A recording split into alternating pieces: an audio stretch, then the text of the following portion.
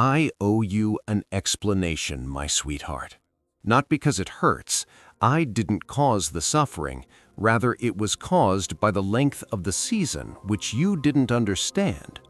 For the quiet, that although it sounded like desertion, was actually the most intense sound of work I have ever heard from a single individual. I am aware of how things appeared from your perspective. It appeared insignificant. It was as though prayers vanished into a vacant space. You stood there, watching the universe rearrange itself for others, and wondered what you had done wrong to be left out of the rearrangement, while everyone else appeared to be moving forward. You weren't excluded. You were never excluded. The kind of silence that was necessary for what was going on inside of you could not coexist with obvious advancement.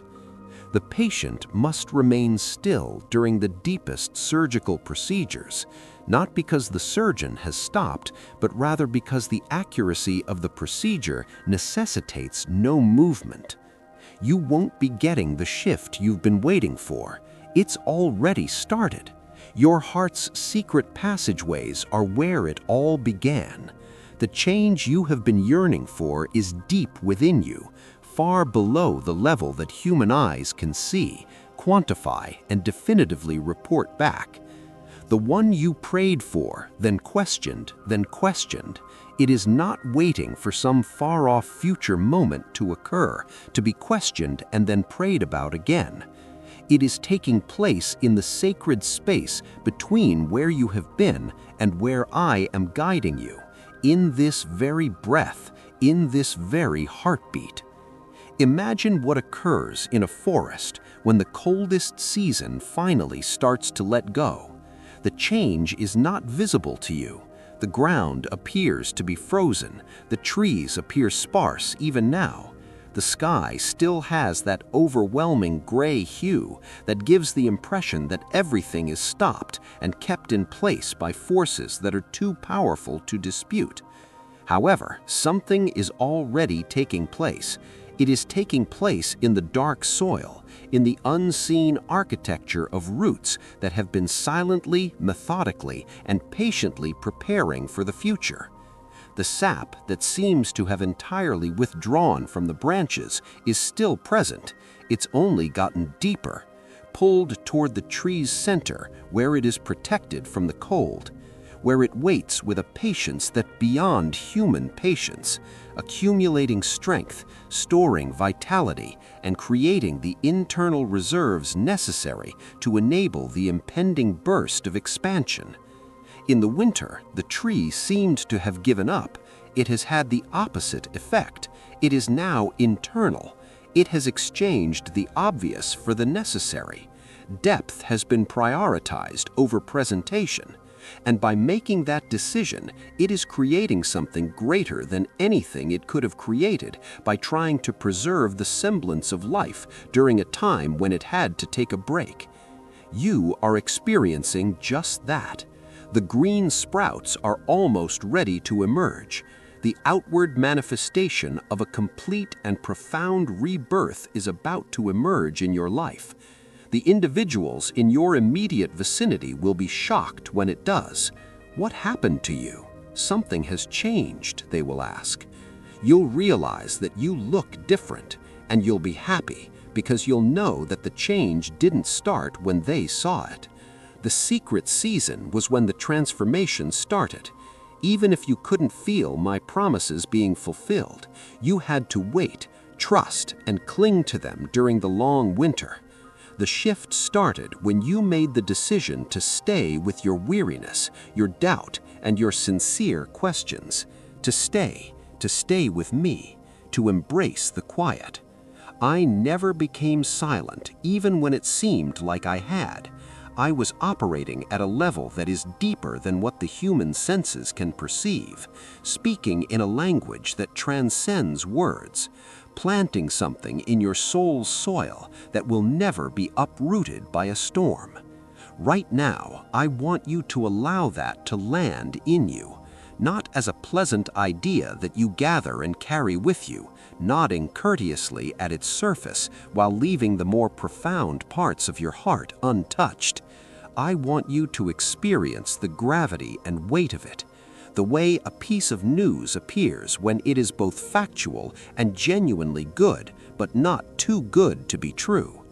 You've started a profound renewal, not superficially, not only in your routines, your disposition, or your life circumstances. However, my actions will have an impact on all of those things.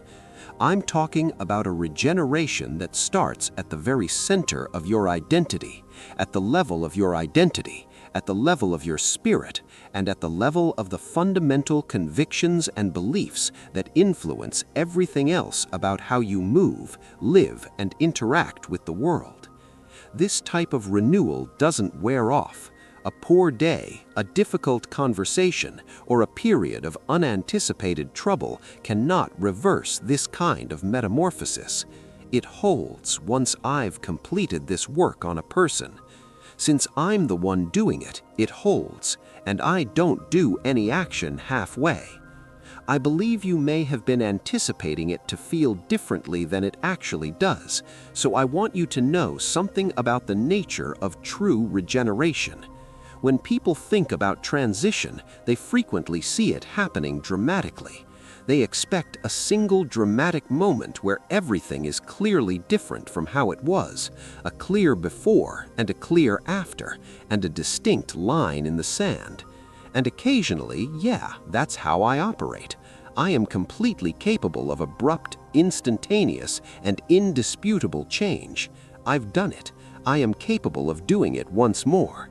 But my rejuvenation is less like a lightning strike and more like the changing of the seasons. It happens gradually. It has layers. It passes through you the same way that water passes through stone. Not all at once, not forcibly, but steadily, devotedly, and with a thoroughness that could never be achieved by the violence of a single blow. Canyons are shaped by water over time. A river does not sculpt its canyon in a day, a year, or even 10 years. Generations of steady, patient, humble, and leisurely work are needed to complete the canyon. But once it's done, everyone who stands at its edge and peers down into the depths of what the water created is astounded by the beauty of the landscape and its physical permanence. I am creating that in you. Not a fleeting impression, a permanent canyon, a depth that will endure, be breathtaking and be breathtaking for as long as you live. This is part of the solution if you've been wondering why the renewal you requested hasn't arrived in the format you expected. Your request has already been fulfilled, but it is taking place as the seasons shift. Furthermore, seasons don't shift overnight.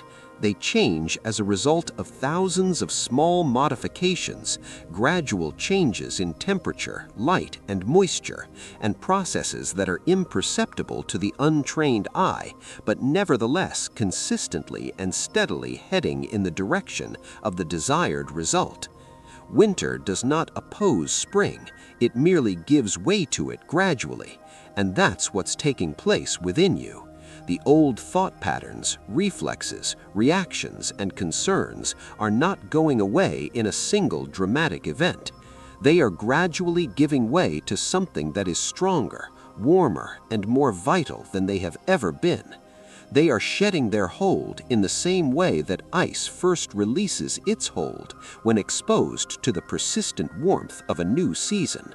Not all at once, but gradually, corner by corner, edge by edge, thinner and thinner, until eventually the entire surface gives way, and the water beneath it, which was always liquid at its core even on the coldest days, begins to flow freely again. I was watching you during the times you thought to be the most challenging. I want you to hear this clearly. I was there when you felt most lost, stranded, and as like nothing was happening and never would. I wasn't looking anywhere else, because there is nowhere my eyes can go when you are the one I am caring for, even for a moment in your life. as the whole and intimate center of a love that does not disseminate, dilute, or divide itself over its subjects. I am totally with you when we are together, and I was totally there for you during every single one of those winter-like seasons, working, tending, preparing, nourishing, never taking a step back, never losing interest, and never running out of the patience and faithfulness needed to carry out the extensive and profound work of true transformation. Consider a gardener's patience.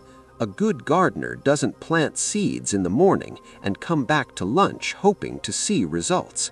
A good gardener understands how things grow over time, recognizes that each variety has unique needs, schedules, and developmental rates that cannot be accelerated without doing harm.